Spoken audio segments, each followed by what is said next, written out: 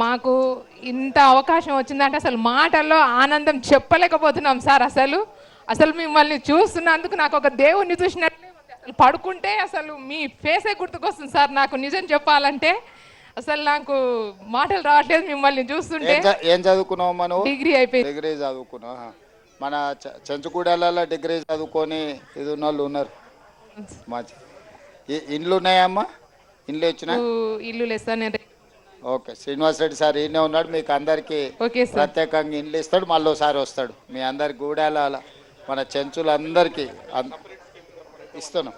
అదే separate scheme వాళ్ళకి ఇండ్లు ఇస్తాం.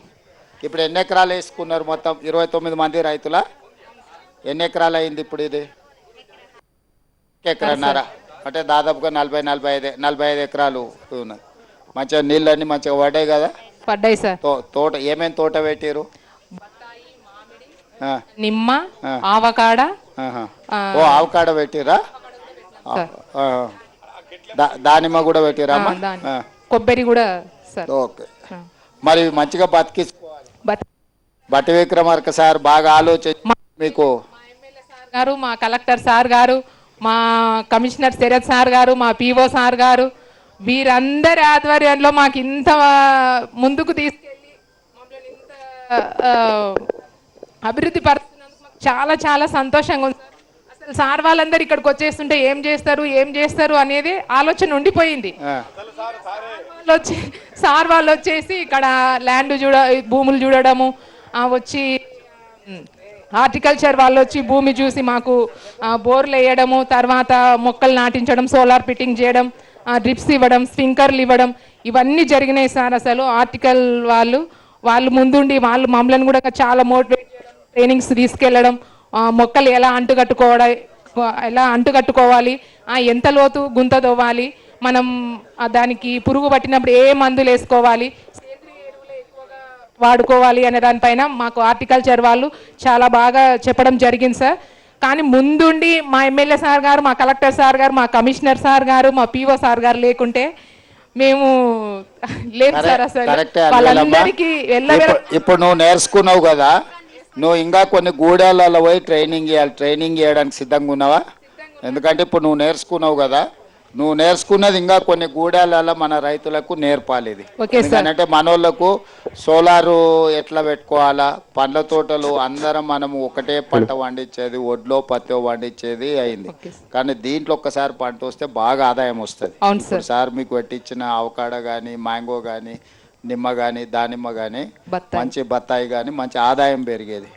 రెండోది మనకి నల్లమల్ల అడవులలో ఈ కరెంట్ ఇక ఫారెస్ట్ వాళ్ళు సతాయించడాలు ఇవన్నీ ఉంటాయి. ఇప్పుడు నీ కరెంటు వాళ్ళ కాడికి పోవాల్సిన పనే లేదు, కరెంటే నీ కాడికి వచ్చింది. అవునా? సోలార్ పెట్టుకునేందుకు అది మంచిది. అందుకోసం అయితే పొయ్యే కొద్దీ మా సార్కి ఏం చెప్పిన అంటే, ఇప్పుడు మీరు సోలార్ ఏదైతే పెట్టుకుంటారో పంపు సెట్లలో, మీ పంపులకే కాకుండా మీరు విద్యుత్ ఉత్పత్తి చేసి గవర్నమెంట్కి అమ్ముకుంటే నెలకు 2000 3000 మీకు ఆడపిల్లలకి చేతి ఖర్చులకు వచ్చేటట్టు ప్యానెల్స్ వేయించమని కూడా చెప్పిన నేను. ఎందుకనంటే పొలంలో పెట్టుకొని దాన్ని కాపాడుకుంటే చాలు, ఏం చేయాల్సిన పని లేదు. నెలకు 4-5 వేల వరకు మనం ఆదాయం పెరిగేటట్టు బట్టి సారే మళ్ళీ విద్యుత్ కొనుక్కొని మీకు పైసలు ఇస్తాడు.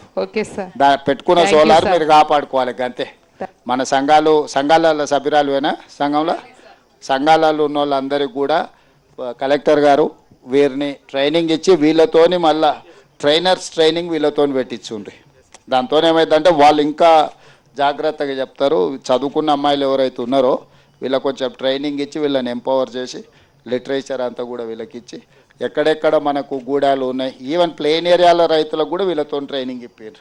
ఎందుకంటే వాళ్ళ సంఘాలలో కూడా సభ్యులు, ఆ సంఘాల సభ్యులు అందరు కూడా అవగాహన కల్పిస్తే వాళ్ళ భూములలో కూడా పెట్టుకుంటారు. వాళ్ళకు ఒకటి వాళ్ళ భూమిలో సోలార్ పంపు సెట్ పెట్టుకుంటే కరెంట్ వచ్చిందా పోయిందా ఈ పంచాయతీ ఉండదు. రెండోది ఆ సోలార్ వాళ్ళ వ్యవసాయానికి సరిపోగా మిగిలిన విద్యుత్ ఉత్పత్తి చేస్తే ప్రభుత్వమే కొనుక్కుంటుంది. ప్రభుత్వం కొనుక్కొని వాళ్ళకి నెల పైసలు ఇచ్చే ఏర్పాటు చేపిద్దాం. అప్పుడు ఏమవుతుందంటే పిల్లల చదువులకు, ఇంటి ఖర్చులకు, ఇంకా ఇంటి ఆయన మీద ఆధారపడకుండా చక్కగా వాళ్ళ పేరు మీదనే ఖాతా తెరవాలి. బట్టాన మహిళల పేరు మీదనే ఖాతా తెరిచి వాళ్ళ ఖాతాలకే పైసలు పోయేటట్టు చూడాలి. మళ్ళీ ఇంటి ఆయన చేతిలోకి పోతే బెల్ట్ షాప్కి పోతాయి. అంతేనా? అంతేకాదు మీకే ఖాతా తెరిపించి మీ ఖాతాలని వేసేటట్టు సోలార్ పంప్ సెట్లు పెట్టుకొని వ్యవసాయానికి బాగా మన అచ్చంపేట నియోజకవర్గంలో నా సొంతూరు ఇన్నే తెలుసు కదా తెలుసు సార్. మా